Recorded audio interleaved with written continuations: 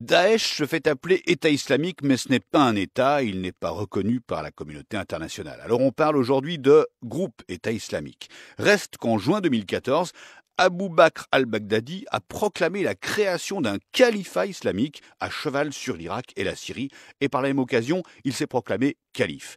À l'origine du groupe État islamique, on trouve des djihadistes radicaux sunnites appelés encore récemment État islamique en Irak et au Levant. Ces combattants étaient eux-mêmes les héritiers de la branche irakienne d'Al-Qaïda. Leurs effectifs sont estimés à 30 000 combattants, des Irakiens, des Syriens, des hommes venus du monde musulman et aussi de l'Occident.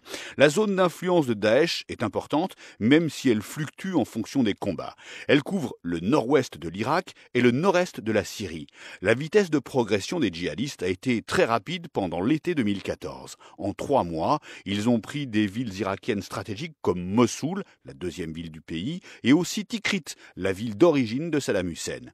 En Syrie, le groupe État islamique a profité de la décomposition du pays pour s'étendre à ce territoire. Ces hommes combattent à la fois les rebelles syriens et le régime de Bachar el-Assad. Pour se battre, Daesh a besoin d'argent. Au départ, des pays du Golfe l'ont financé de manière plus ou moins directe avant d'arrêter devant l'hostilité des djihadistes. Des donateurs privés poursuivent toutefois les financements. L'État islamique a aussi trouvé des millions de dollars dans la banque centrale de Mossoul. Le trafic de pétrole, le trafic de drogue et d'armes font entrer de l'argent, tout comme les impôts prélevés sur la population.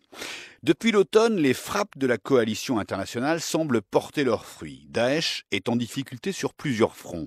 Le groupe a dû se retirer de certains territoires d'Irak, conquis l'an dernier, au sud de Bagdad, à l'est, près de la frontière avec l'Iran, et au nord, au Kurdistan. En Syrie, Daesh progresse plus difficilement. La ville kurde de Kobané est parvenue à ne pas tomber aux mains des djihadistes.